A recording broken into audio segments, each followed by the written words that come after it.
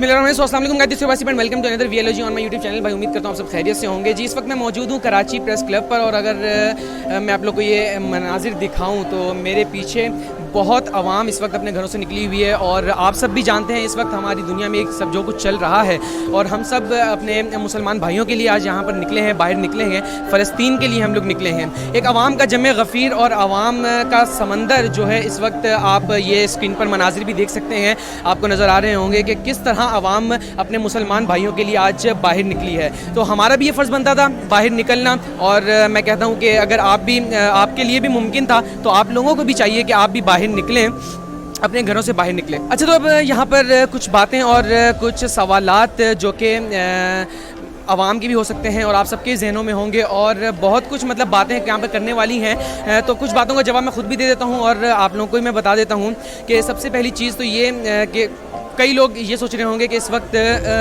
क्या मतलब इस चीज़ से क्या होगा, इस प्रोटेस्ट से क्या होगा। तो एक छोटी सी कहावत, एक छोटी सी कहानी अगर कह लें तो वो मैं सबसे पहले आपको मैं सुना देता हूँ कि एक अमीर इंसान था जो कि मस्जिद में झाड़ू दे रहा था। बहुत अमीर था वो, और मस्जिद में झाड़ू दे रहा था। तो उससे एक इमाम साहब ने आकर उससे पूछा कि आप ये क्या कर रहे हैं। तो उसने जवाब दिया कि आपके मैंने बयान में सुना था कि मस्जिद में झाड़ू देने से सवाब मिलता है। तो इमाम साहब ने उनको ये बात कही कि ये जो सवाब वाला काम है ये आप किसी गरीब के लिए छोड़ दीजिए। अल्लाह ताला ने आपको इतनी इस्तात, इतनी ताकत दी है कि आप एक्शन ले सकते हैं, आप एक मस्जिद बना सकते हैं।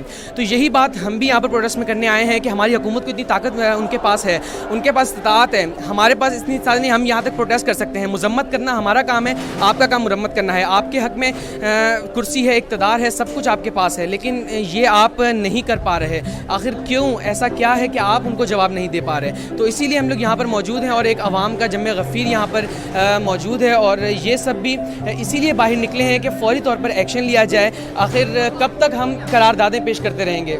और अगर मैं आपको हकीकत बात बताऊं, फ़लस्तीनी जो हैं वो हमारी राह नहीं देख रहे हैं, बिल्कुल नहीं देख रहे हैं, क्योंकि उनको पता है 73 साल से हमने कश्मीर को भी सिर्फ नगमे सुनाए हैं। आखिर कब तक हम सिर्फ नगमे सुनाते रहेंगे, आखिर कब तक हम सिर्फ उनके मुजम्मत करते रहेंगे, आखिर कब तक हम उनके साथ खड़े रहेंगे।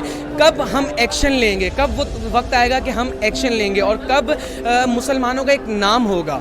तो जी इस वक्त ये सारी आवाम और हाथों में इन्होंने अपने प्ले कार्ड्स उठाए हुए हैं, और फ्री फ़लस्तीन और इसराइल जो है वो टेररिस्ट, इस तरह के कई यहाँ पर आप लोग देख सकेंगे इन्होंने प्ले कार्ड्स भी उठाए हुए हैं। तो लेकिन ये आवाम आज अपने घरों से बाहर निकली हुई है, लेकिन शायद जो हमारे हुक्मरान हैं कि जिनका असल में काम बनता है बाहर निकलना, जिनका इस वक्त काम बनता है बाहर निकलना, वो सब बेगैरती की नींद सो रहे हैं। और मैं कहूँगा कि ये शायद गैरतमंद लोग हैं कि जो आज अपने मुसलमान भाइयों के लिए बाहर निकले हैं, और अल्हम्दुलिल्लाह मैं अपने आप को भी इसमें कंसीडर करता हूँ कि मैं भी आज उनके लिए बाहर निकला हूँ। और मेरा ये हक़ बनता था, क्योंकि मैं अगर यूट्यूबर हूँ तो मैं और भी सब चीज़ें दिखाता हूँ। अगर मैं कहीं खाना खाने जा रहा हूँ तो मैं वो भी दिखा रहा हूँ, मैं कहीं घूमने जा रहा हूँ तो मैं वो भी दिखा रहा हूँ। तो मेरा हक़ ये भी बनता था कि अगर मैं यहाँ प्रोटेस्ट पर आ रहा हूँ तो मेरा हक़ ये भी बनता है कि मैं ये भी आप लोगों से शेयर करूँ, ये भी आप लोग को दिखाऊँ। तो इस वक्त बहुत से लोग मौजूद हैं पीछे, मुख्तलिफ़ किस्म के इन्होंने प्ले कार्ड्स भी उठाए हुए हैं, और मुख्तलिफ़ किस्म के स्लोगन्स उस पर आमाज़ा हैं। तो आप लोग को इनसे अभी बात भी करवाएंगे, इनसे मिलाएंगे भी। लेकिन यहाँ पर एक आखिर में इतनी सी बात कहकर मैं चलूँगा आवाम की तरफ, और आवाम से भी उनकी राय लेंगे कि शायद हमें आज एक बेगैरती की नींद सुला दिया गया है, और जो हमारी गैरत ख़त्म हुई है। मैं कहता हूँ कि हमें इस्लाम में ये हमें कहकर हमेशा चुप करा दिया जाता है कि इस्लाम अमन का दर्ज देता है। अरे मेरे भाई, इस्लाम अमन का बिल्कुल दर्ज देता है, लेकिन इस्लाम अमन का दर्ज उस वक्त देता है जब हज़रत बिलाल काबे की छत पर चढ़े हों। इस्लाम अमन का दर्ज उस वक्त देता है जब हज़रत बिलाल काबे की छत पर चढ़ जाएं। लेकिन इस्लाम जब हज़रत बिलाल को तपती रेत पर लिटाकर मारा जा रहा हो, तो तब इस्लाम ग़ज़वा बदर का हुक्म देता है। तो लिहाजा कब तक हम आखिर बस मुज़म्मतें करते रहेंगे, कब तक हम लोग उनकी हिमायत में खड़े रहेंगे। कब वो वक्त आएगा कि जब हम 5 फरवरी को ये नहीं कहेंगे कि हम कश्मीर के लिए हम एक नगमा जो है तैयार कर रहे हैं। कब वो वक्त आएगा जब हम कहेंगे कि 5 फरवरी को हम अपनी फ़ौज भेज रहे हैं। कब वो वक्त आएगा कि हम ये कहेंगे कि ये हम फ़लस्तीन को आज़ाद करने जा रहे हैं। लेकिन हमारे हुक्मरान जो कि इस वक्त बेगैरती की नींद सो रहे हैं, हम सब उनसे मुतालबा करते हैं। आप लोग को मैं इस बात का मैं कहता हूँ कि इस वीडियो को शेयर करें, और भी जितने पैगामात आ रहे हैं उन सबको आप शेयर करें और उन तमाम आला हुक्मरानों तक पहुँचाएँ, ताकि हमारी ये आवाज़, हमारी आवाम की आवाज़ उन लोगों तक पहुँचे और वो फ़ौरी तौर पर कुछ ना कुछ एक्शन ले सकें। तो लिहाजा हुकूमत को चाहिए कि भाई इस पर जल्द से जल्द एक्शन लें, और जिस तरह वहाँ पर कत्ले आम और मुसलमानों को काटा पीटा जा रहा है, तो हमारी हुकूमत का ये फ़र्ज़ बनता है हम मदीने के बाद वो पहली रियासत हैं जो ला इलाहा इल्लल्लाह मोहम्मद रसूलुल्लाह की बुनियाद पर बने हैं। तो हमारा ये फ़र्ज़ बनता है, हमें ये चाहिए कि हम उनके हक़ में सिर्फ अब आवाज़ बहुत उठा ली हमने आवाज़, अब हमें एक्शन लेना पड़ेगा।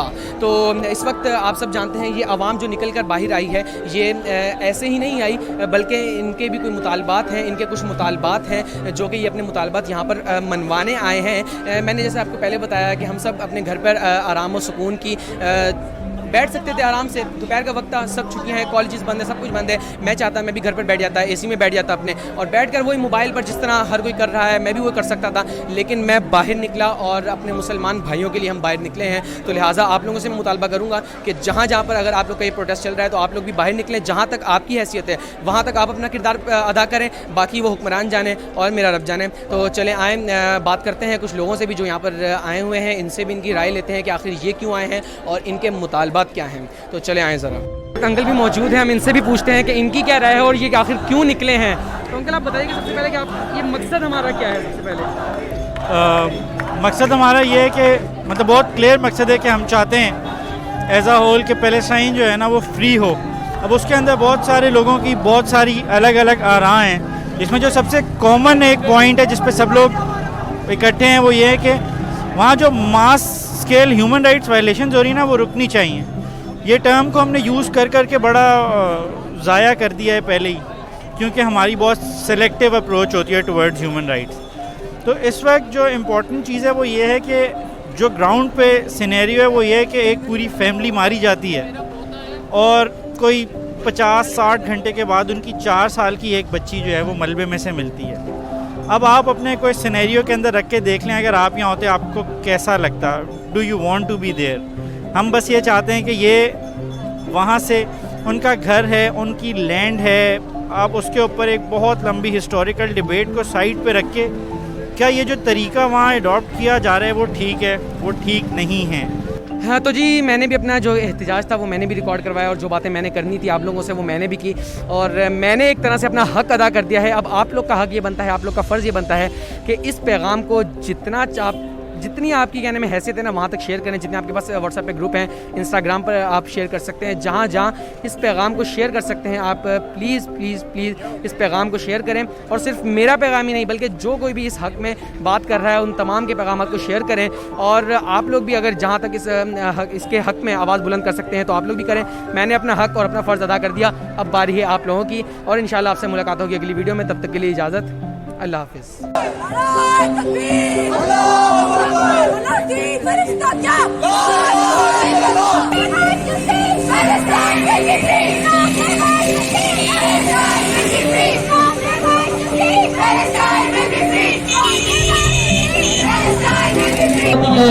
सोशल मीडिया के जरिए या दीगर जराए से हमें जो भी इसराइली जारियत की तस्वीरें वीडियोस मिलती हैं हम उन्हें ज्यादा से ज्यादा वायरल करें ताकि इसराइल का मकरू चेहरा सामने आ सके। भारत चलेंगे, इसराइल चलेंगे।